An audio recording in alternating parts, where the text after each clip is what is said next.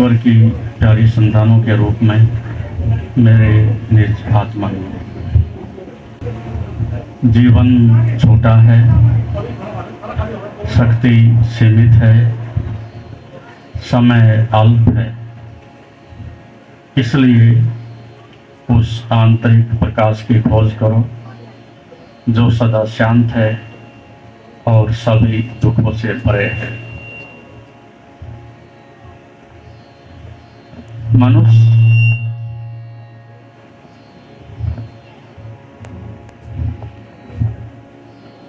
मनुष्य का जीवन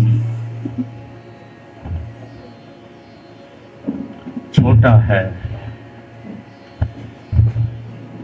इसलिए ऋषियों ने कहा है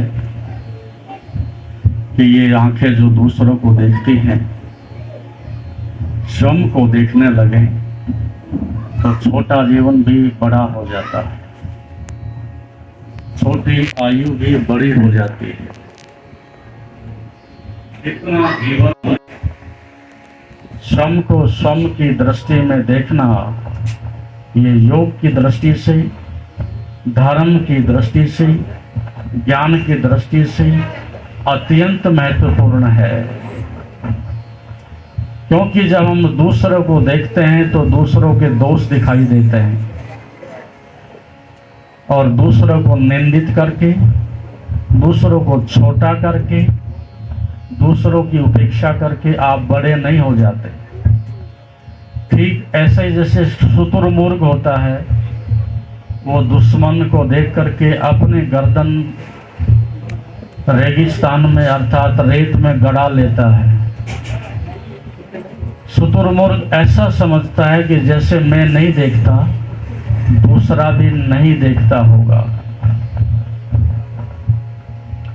ऐसी आपकी स्थिति होती है। तो दूसरों को देखने में रुचि लेने का, दूसरों को निंदित करने का, मैं बड़ा हूं ये सिद्ध करने का भाव नास्तिक आदमी का, अधार्मिक आदमी का लक्षण होता है। सज्जन व्यक्ति अपनी सज्जनता से बड़ा होता है। सज्जन व्यक्ति अपनी आंतरिक प्रामाणिकता से, अनुभव से बड़ा होता है। उसे किसी दूसरे की अपेक्षा नहीं होती। इसलिए जब हम अपने जीवन से ऊंचा नहीं हो पाते, अपनी योग्यता से हम ऊंचा नहीं उठ पाते, तब हम बाहर की भीड़ का समर्थन जुटाते हैं। इसलिए हर आदमी दूसरे को प्रभावित करने में लगा रहता है। आज की दुनिया में लगभग ये ऐसी बीमारी है, कोई किसी को प्रभावित करने के लिए प्रयास ना कर रहा हो, ये लगभग असंभव सी बात है। मकान से, पैसे से, पद से, सौंदर्य से, आभूषण से, वस्त्रों से, पद से, कैसे भी हो, हम दूसरों को प्रभावित करने की अथक चेष्टा करते हैं। और ये प्रवृत्ति बहुत आत्मघाती और हिंसक है। जब आप दूसरों को प्रभावित करते हैं तो उसका अर्थ है कि आप राजनीति में चले गए हो। धार्मिक आदमी का अर्थ है जो सरल है। धार्मिक आदमी का अर्थ है जैसा है वैसा होने को राजी है। और राजनीतिक आदमी का अर्थ है कि मुखौटा लगा करके दिखाने की कोशिश करता है। तो दो तरह के चेहरे हैं, एक हमारा ओरिजिनल फेस, एक वो चेहरा जो आपका असली है, वो कभी दिखाई नहीं देता। एक नकली चेहरा जो मैंने ओढ़ रखा है, वो सदा स्वागत करता है, वो सदा मुस्कुराता दिखता है, वो सदा सज्जनता के कपड़े पहन करके प्रकट होता है। और इसी से सारी दुनिया धोखा खाती है। बाहर लेबल्ड जो है, वस्त्रों में जो है, उसको देख करके हम आदमी को समझते हैं कि ये असली आदमी है, लेकिन असली आदमी बहुत गहरे छिपा हुआ है। आप देखते हैं लंबे समय तक पति पत्नी साथ रहते हैं, पिता पुत्र साथ रहते हैं, लेकिन असली आदमी को समझना वहाँ भी मुश्किल होता है, क्योंकि हम सरल नहीं रह गए हैं। एक जगह संत गोरखनाथ ने सुंदर बात कही है, हबकी ने बोलीगा डबकी ने चलीगा, धीरे धरीबा पाँव, गर्भ ने करीबा सहजे रहीबा। संत कहते हैं कि हबड़ हबड़ करके क्यों बोलते हो, सीधे क्यों नहीं बोलते, जो मंगलमय है वो क्यों नहीं बोलते, जो कल्याणकारी है वो उच्चारण क्यों नहीं करते, जो शांति से कहा जा सकता है उसको आक्रामक ढंग से क्यों कहते हो, हर बात पर आप भड़क क्यों जाते हो, क्यों बार बार उत्तेजित होते हो?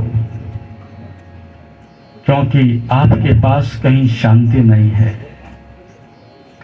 आपके पास अपना कोई औचित्य ही नहीं है।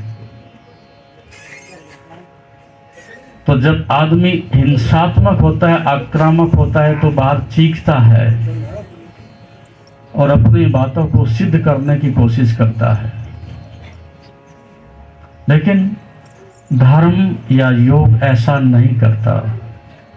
आप धीरे बोलिएगा, मधुर बोलिएगा, कल्याणकारी बोलिएगा, मंगलमय उच्चारण करिएगा और अत्यंत आवश्यक हो तो ही बोलिएगा, आवश्यकता नहीं तो मत बोलिएगा।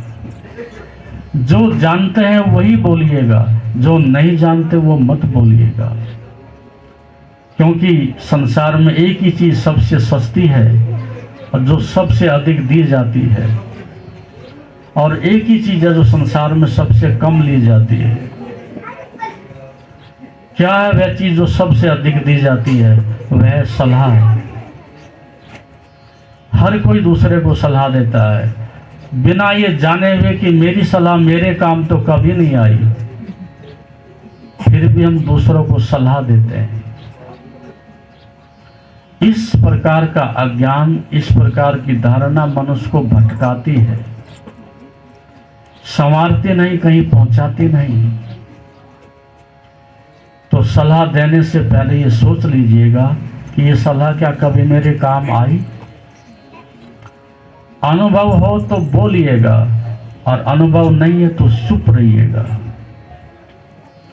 और आप जानते संसार में 90% जो विवाद हैं, कलेश हैं, कलह हैं,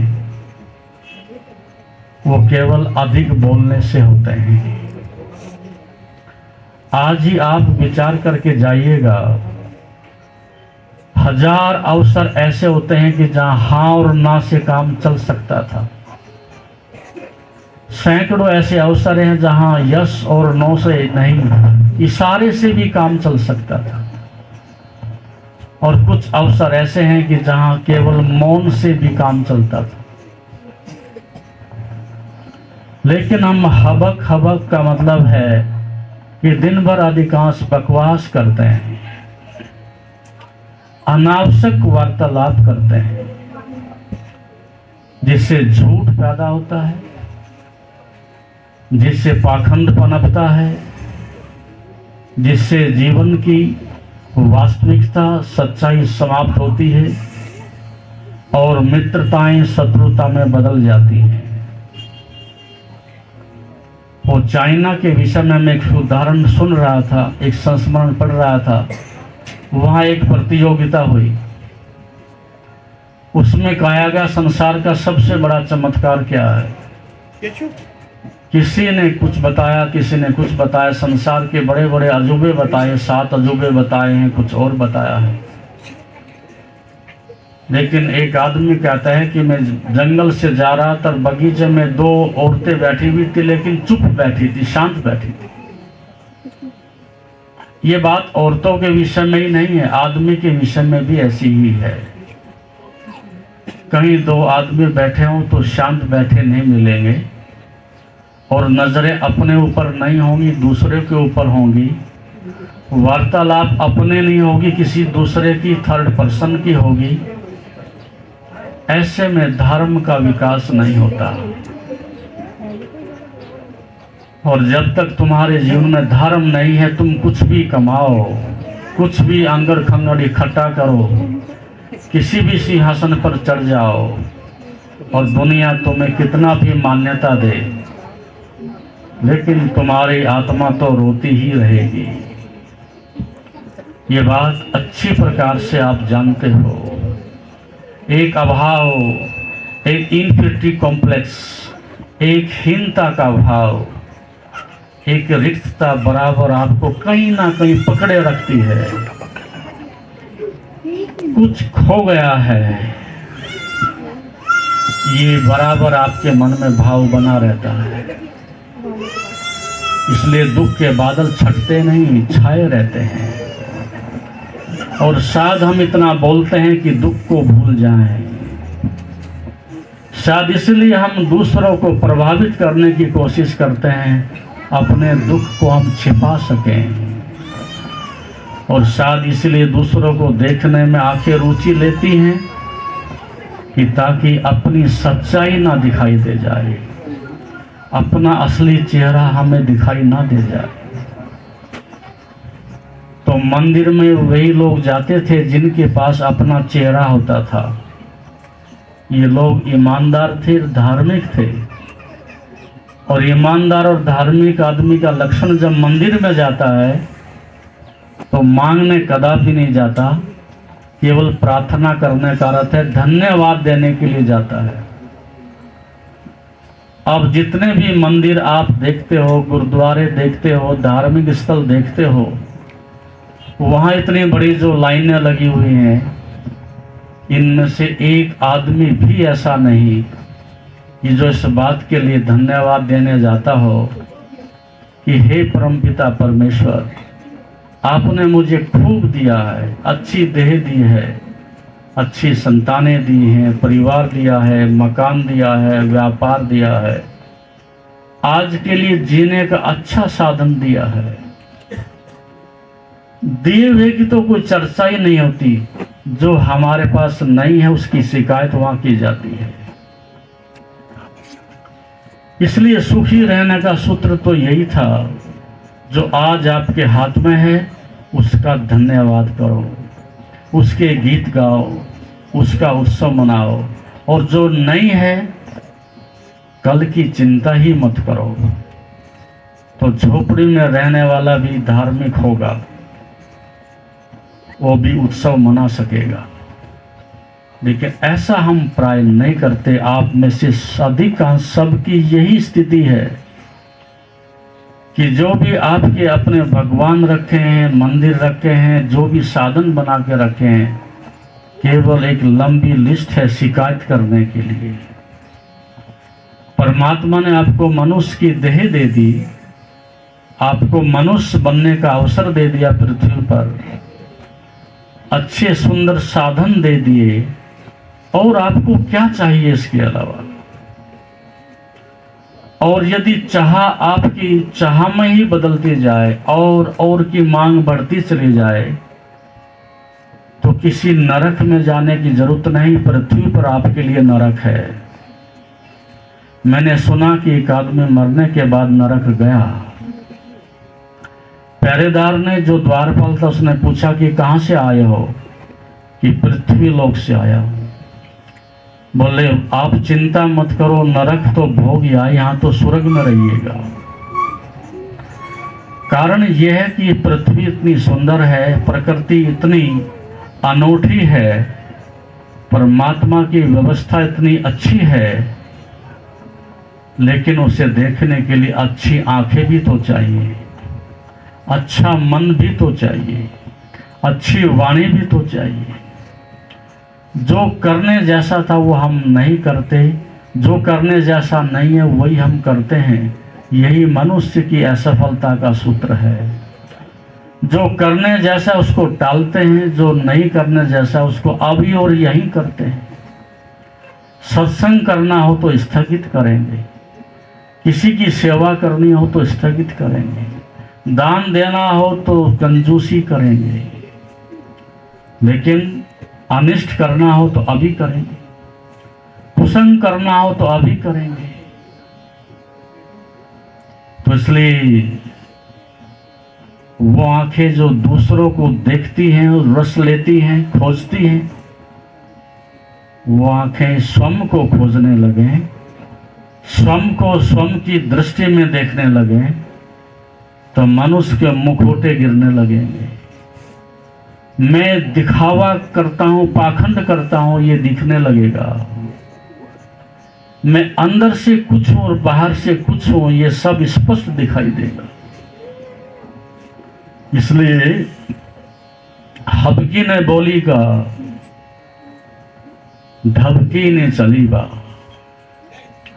उठने का ढंग, बैठने का ढंग, बोलने का ढंग, खाने का ढंग, मित्रों के साथ रहने का ढंग, ये सब धार्मिक आदमी की पहचान है।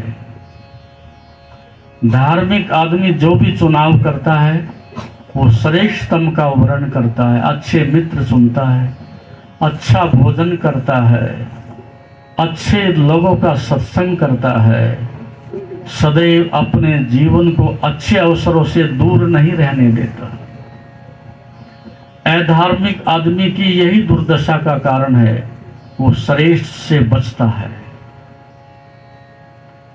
तो इसलिए यदि आप जीवन में इस बात को समझ सकें कि मैं जो भी वर्ण करूं श्रेष्ठ का करूं, और वो कब हो सकता है, जब आपके पास देखने वाली दृष्टि हो। मनुष्य की आंखें बहुत कुछ बताती हैं।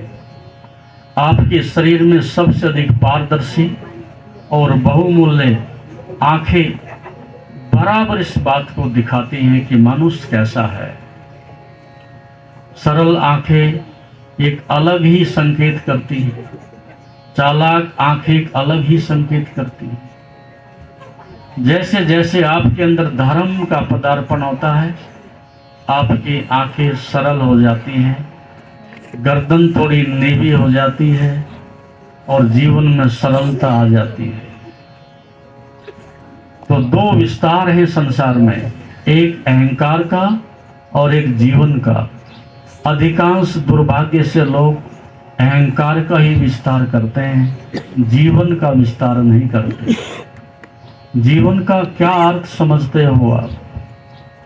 एक तो अर्थ है कि ईट ड्रिंक बी मैरी, खाओ पियो मौज उड़ाओ, यही दुनिया है, यही जीवन है। लेकिन नहीं, ऋषियों ने कुछ और ही कहा है कि ये आंखें जब स्वयं को देखने लगें तो आप जीवन को देखने लगोगे। ये कान जो दूसरों को देखने में रुचि लेते हैं, दूसरों को सुनने में रुचि लेते हैं, जब स्वयं को सुनने लगें तब आप जीवन के निकट आते हो। ये वाणी जो दूसरों को पुकारती है, ये वाणी स्वयं को पुकारने लगे तब आप जीवन के निकट से निकटतम आ जाते हो। और ये मन जो दूसरों का ही चिंतन करता है, जो दूसरों का ही विचार करता है, जो दूसरों के दरवाजों पर ही ठोकर खाता रहता है, ये मन जो दूसरों की जुगाली करता है, दूसरे कहाँ जा रहे हैं सदैव उनकी खोज में रहता है, ऐसा व्यक्ति जीवन से भटक जाता है। और ऐसा ही आप करते हो, सदैव करते हो। इसलिए जीवन के आंतरिक सत्यों को जानने के लिए ये अत्यंत आवश्यक है कि आपके जीवन में इस प्रकार का रूपांतरण कब होता है कि जब आप एक आंतरिक प्रकाश की खोज करते हो। एक वो प्रकाश जो बाहर आपको जगत में देखने की क्षमता देता है, एक वो प्रकाश जो आपको स्वयं के सत्य को, स्वयं की आत्मा को, स्वयं के जीवन को, स्वयं के आनंद को देखने की क्षमता देता है। और ये दुर्भाग्य है, इस सदी में अधिक दुर्भाग्य है। जैसे दो पैरों से मनुष्य की यात्रा होती है, एक अपंग आदमी से यात्रा नहीं होती, एक पैर से यात्रा नहीं होती। हमें बाहर वो प्रकाश चाहिए जो दुनिया को देखने की क्षमता दे, और एक हमें ऐसा आंतरिक प्रकाश भी चाहिए जो स्वयं को देखने की क्षमता दे। अभी आपके पास एक परफेक्ट लाइफ है, एक कंप्लीट लाइफ, एक सुंदर संतुलित जीवन नहीं है। इसलिए आप अपंग हो, अधूरे हो, कहीं से कुछ ना कुछ आपका बिगड़ गया है, खो गया है, टूट गया है। मन कहीं चला गया है, बुद्धि कहीं चली गई है, मस्तिष्क कहीं है, हृदय कहीं है, आंखें कहीं हैं, सब बिखर गया है। और उस एक को जानने के लिए एक होना पड़ता है। खंड खंड होकर के उस प्रकाश को नहीं जान सकते। लेकिन समाज की व्यवस्था, यहाँ की शिक्षा, यहाँ की परंपरा सब खंड खंड करने की है। इसलिए मनुष्य बराबर इन खंडों में ही टूट जाता है, बिखर जाता है। इसलिए सबसे पहली बात आपको उस आंतरिक प्रकाश की व्यवस्था के लिए कुछ करना चाहिए। दो प्रकार की भूख मनुष्य के जीवन में होती है। एक भौतिक भूख, जिसको पूरा करने के लिए आप भागे जा रहे हो। इतना भागने की जरूरत ही नहीं थी। थोड़े में गुजारा हो सकता है, थोड़े में आवश्यकताओं की पूर्ति हो सकती है। साधारण मकान में आराम से रहा जा सकता है, साधारण भोजन करके स्वस्थ रहा जा सकता है, साधारण लिबास वस्त्र पहने जा सकते हैं, साधारण गाड़ी में भी रहा जा सकता है। लेकिन हमें अच्छा चाहिए और अच्छा चाहिए और अच्छा चाहिए। अच्छी चीजें तो आ जाती हैं, लेकिन अच्छा जीवन तो नहीं बचता। पदार्थों का संग्रह तो बहुत हो जाता है, लेकिन आत्मा धीरे धीरे मरती चली जाती है। इसलिए भौतिक भूख तो तुम्हारी मिटती ही नहीं, इसके साथ साथ एक दुर्भाग्य पैदा होता है। आध्यात्मिक भूख बिल्कुल मर जाती है। और संसार में वे लोग बड़े सौभाग्यशाली हैं, बड़े अच्छे हैं, सौभाग्य के उनके द्वार खुले हैं, प्रशंसा के योग हैं, जिनके पास दोनों हाथ में लड्डू हैं, भौतिक जगत में संपन्न हैं, स्वयं भी और दूसरों के लिए भी बांटते हैं। और एक आध्यात्मिक भूख भी है, साधना भी करते हैं, सत्य को जानने के लिए प्रयास पुरुषार्थ भी करते हैं, अपने मन रूपी मंदिर को साफ भी करते हैं, उसके लिए सत्संग करते हैं, दान देते हैं, अच्छा भोजन करते हैं, अच्छे दोस्त बनाते हैं। ध्यान रखिएगा, बाहर के जगत से जो मिला है उससे कोई तृप्ति नहीं, कभी भी नहीं, किसी को भी नहीं। उससे केवल शरीर को तो मिलता है, आपकी आत्मा भूखी मर जाती है। ठीक ऐसी स्थिति है जैसे सामने ये पौधा है, उसके पत्तों पर हम पानी छिड़कते रहें और जड़ें सूखी पड़ी रहें, तो कुछ समय के बाद वृक्ष सूख जाएगा। आप अपनी इंद्रियों पर पानी छिड़क रहे हो, अपनी इंद्रियों को तृप्त करने की बाहर से कोशिश कर रहे हो, लेकिन आपकी आत्मा मरी जा रही है, सूखी जा रही है। उसकी कभी कोई पुकार ही नहीं सुनता, वो चीखती है, उसकी कोई आवाज ही नहीं सुनता। और उसकी क्या चीख है, क्या पुकार है? शांति चाहिए, शांति चाहिए, शांति चाहिए, आनंद चाहिए, आनंद चाहिए, आनंद चाहिए। कहीं भी हो आपके अंदर से स्वर उठता है, थोड़ी शांति चाहिए। लेकिन काम तुम सारे अशांति के करते हो, दुख तुम बीज के बोते हो, बीज के तुम दुख के कारण सब बीज बोते हो, तो शांति कहां से आ सकती है? इसलिए ये बात बार बार ये संयोग नहीं होगा, और एक शब्द मनुष्य का जीवन बदल देता है।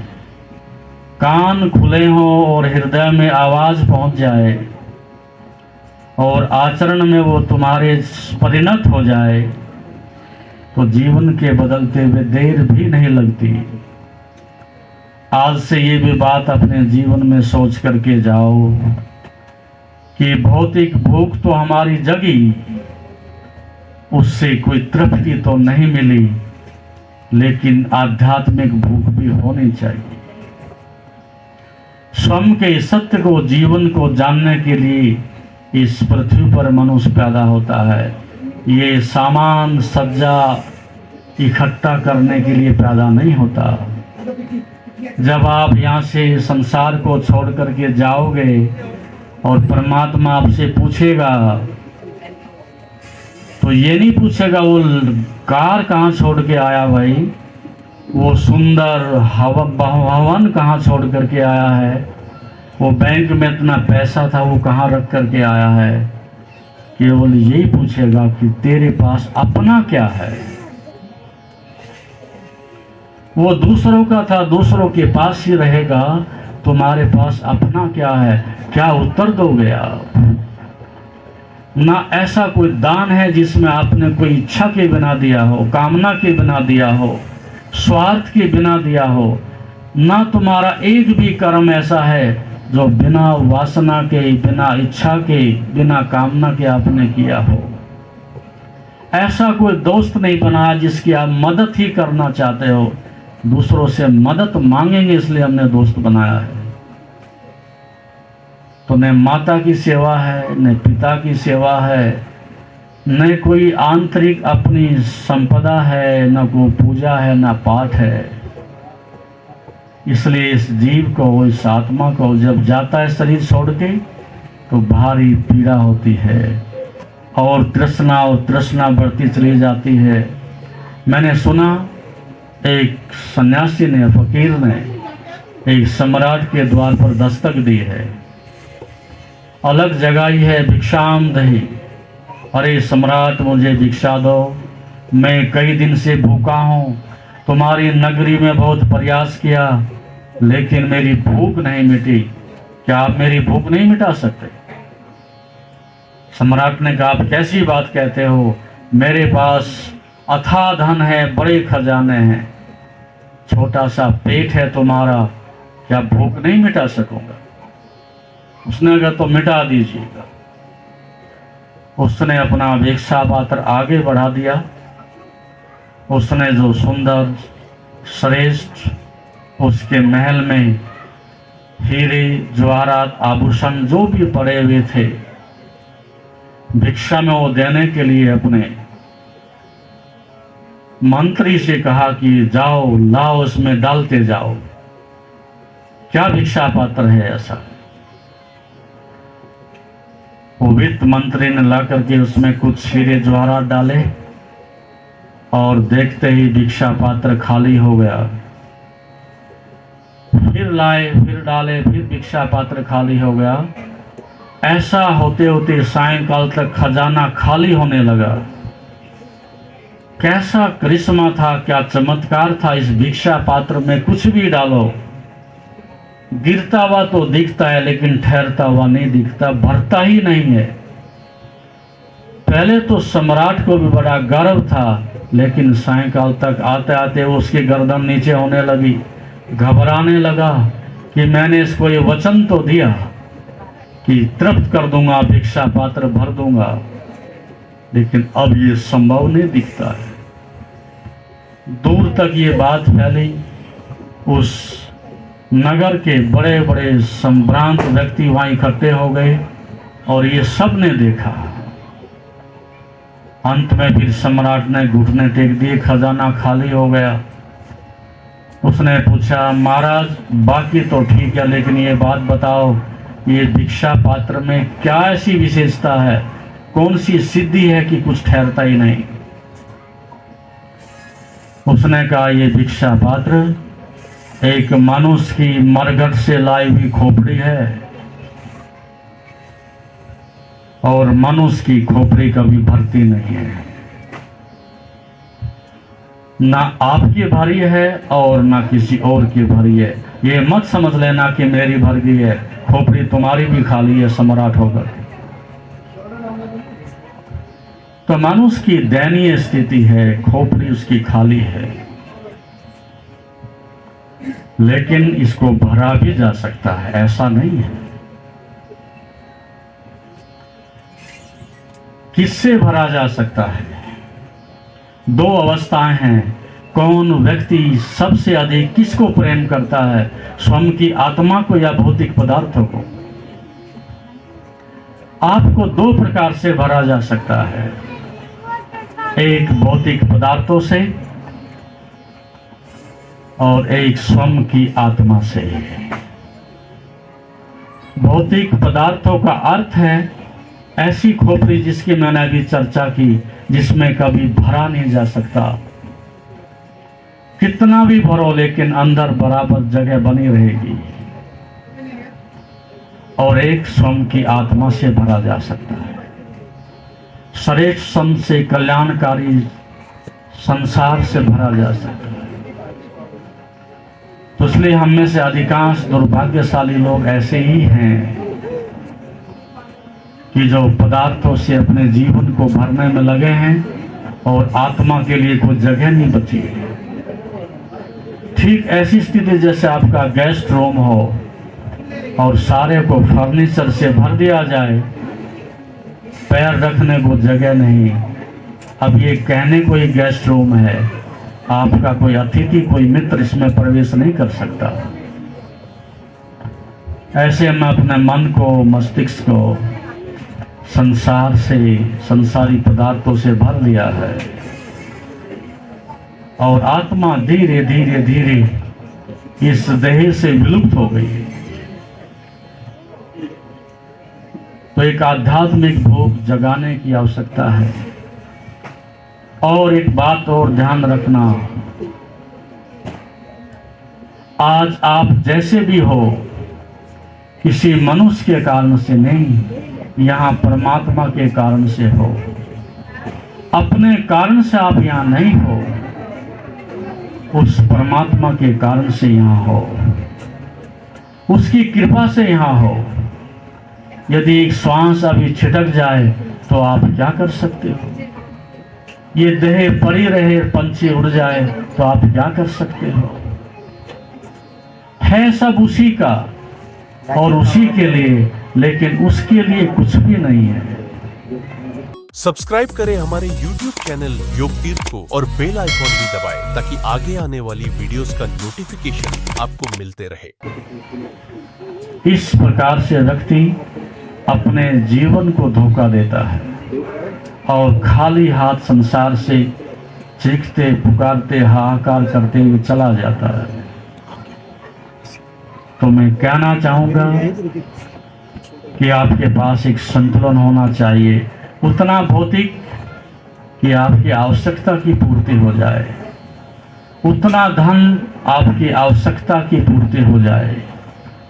जैसा कबीर साहब ने कहा, साईं तना दीजिए जामे कुटुंब समाए, मैं भी भूखा ना रहूं, साधु भूखा ना जाए। सोचिएगा उस व्यक्ति की बात।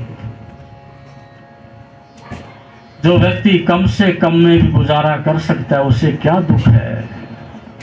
दुख तो एक ही है कि पात्र फटा हुआ है और ऊपर से डाले जा रहे हैं, ये कभी नहीं भरेगा।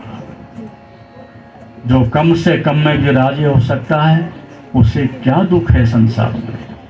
दुख एक ही है, अधिक से अधिक चाहिए और कंपटीशन है, दूसरों से अधिक चाहिए। ऐसा मन अशांत ही रहेगा, दुखी ही रहेगा। तो किसी से क्या तुलना करनी है? जो मेरे पास है उससे मैं संतुष्ट हूं और आज ही आनंद के बादल गरज सकते हैं।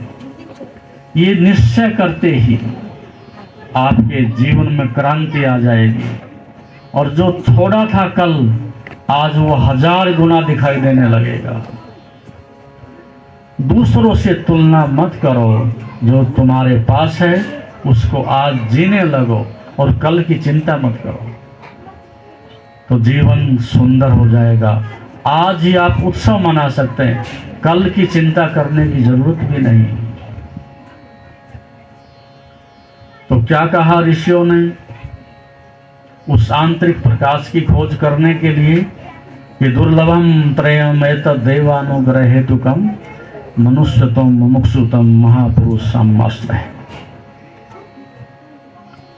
आंतरिक प्रकाश तब मिलेगा जब आप मनुष्य बनोगे, शांति तब आएगी जब आप मनुष्य बनोगे, जीवन में धर्म का प्रकाश तब फैलेगा जब आप मनुष्य बनोगे।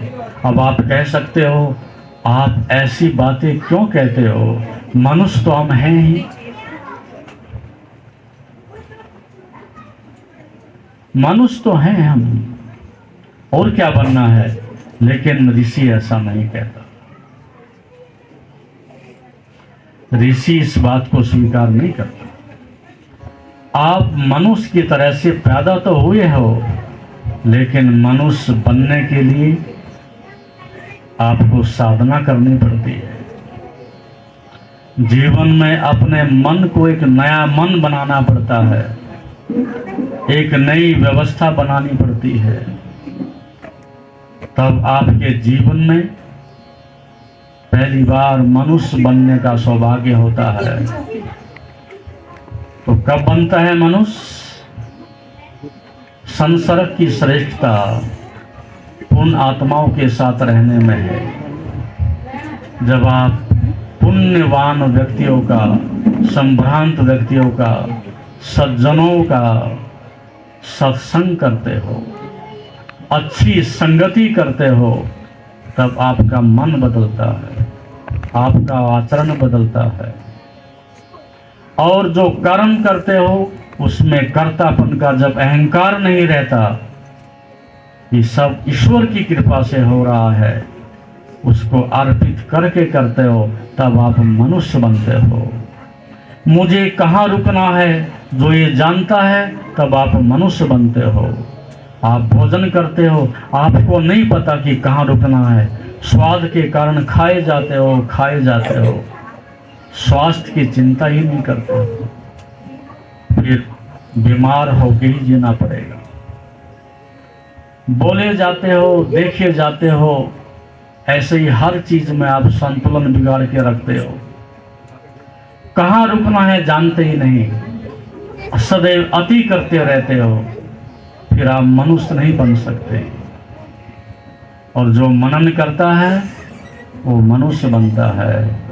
अर्थात जो व्यक्ति हृदय की सुनता है, श्रद्धा की सुनता है, वो मनुष्य बनने की क्षमता अर्जित करता है। इस प्रकार से जो व्यक्ति अपने जीवन में संतुलन ले आता है, वो मनुष्य बन जाता है। शायद अधिक हो जाएगा आपके लिए, आगे का सूत्र बड़ा है और सुनने की क्षमता आपकी बिल्कुल कम है। इतनी बातों से भी कोई एक बात, कोई सूत्र आपकी समझ आ गया हो, तो आपके जीवन में आज क्रांति आ सकती है, कल्याण हो सकता है। अन्यथा जैसे आए थे खाली हाथ वैसे ही चले जाओगे। जैसा कि मैंने कहा कि जीवन छोटा है, शक्ति सीमित है, समय अल्प है, क्षण क्षण करके बीता जा रहा है। यदि आप जीवन के 60 वर्ष जीते हो तो 20 वर्ष तो सो कर के निकल जाते हैं। थोड़ी सी आयु बचती है, वो गपशप में, बुराई में, निंदा में, हिंसा में, क्रोध में, सब उसी में निकल जाती है। अच्छाई के लिए देखोगे तो आपके पास शायद समय ही नहीं होगा। समय, शक्ति सब ऐसी जा रही है। शक्ति सीमित है, जैसे फूटा हुआ घड़ा हो, एक एक बूंद करके सब बह जाता है, एक एक दिन करके ऐसे ही आयु नष्ट हो रही है। काम कुछ नहीं आ रहा है, सब ऐसे ही धीरे धीरे नष्ट हो रहा है। लेकिन मनुष्य के पास इतनी क्षमता है, वो स्वर्ग में प्रवेश कर सकता है। मनुष्य के पास क्षमता है, वो मनुष्य नहीं देवत्व को भी उपलब्ध हो सकता है। वो सब आपके अंदर है, लेकिन वो तभी होगा जब आध्यात्मिक भूख जगेगी, मनुष्य बनने की साधना होगी, आपके जीवन में आंतरिक प्रकाश की खोज होगी, तब ऐसा संभव है। आप लोगों ने बड़े प्रेम से, शांति से इन शब्दों को कानों से सुना है तो भी अच्छा है, हृदय से सुना है तो बहुत ही अच्छा है, आत्मा से सुना है तो कल्याणकारी है, मंगलमय है। आप खाली ना जाएं, कुछ भरे हुए होकर के जाएं, कुछ करेंगे ये संकल्प लेकर के जाएं, वो जीवन में बदलाव लाएंगे, ऐसी साधना करेंगे, वैसा संकल्प लेकर के जाएं तो जीवन बदलता है। और असंभव कुछ भी नहीं, सब संभव है। लेकिन श्रेष्ठतम को संभाले रखिएगा, निकृष्ट की चिंता मत करिएगा, सत्य को गले लगाए रखिएगा, झूठ की चर्चा मत करिएगा। धीरे धीरे अपने आप सब ठीक हो जाता है। इसलिए आप सबके अंदर बैठे हुए परमात्मा को प्रणाम करते हैं और आपका जीवन मंगलमय हो, कल्याणकारी हो, ऐसा आशीर्वाद करते हैं। इस अवसर पर ठाकुर जी ने सुंदर व्यवस्था की है।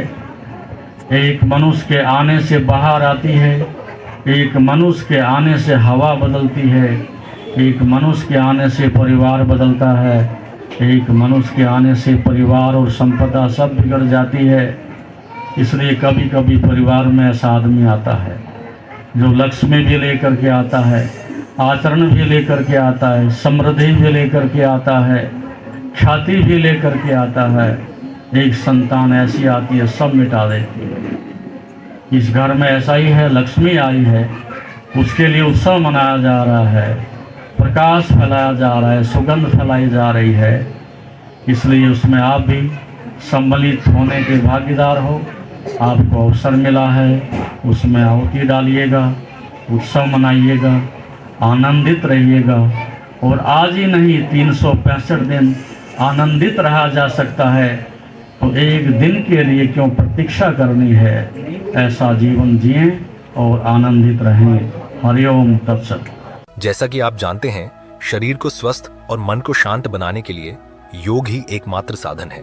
जीवन को योगमय बनाने के लिए व योग दर्शन के मर्म को आत्मसात करने हेतु गुरुदेव के आशीर्वचनों को श्रवण करें। उनके द्वारा दिया गया मार्गदर्शन आपके जीवन में सकारात्मक बदलाव लाएगा। अगर आप पतंजलि योग दर्शन सीखना चाहते हैं और इस प्राचीन ज्ञान को अपने जीवन में शामिल करना चाहते हैं, तो हमसे संपर्क करें। हमारे योग सत्र न केवल आपके शरीर को स्वस्थ बनाएंगे, बल्कि आपके मन और आत्मा को भी संतुलित करेंगे। अधिक जानकारी के लिए हमें नीचे दिए गए विवरणों पर संपर्क करें। हमारे साथ इस योग यात्रा की शुरुआत करें और अपने जीवन को शांति और सकारात्मक ऊर्जा से भरें। धन्यवाद। आपका दिन शुभ हो। ओम नमस्ते।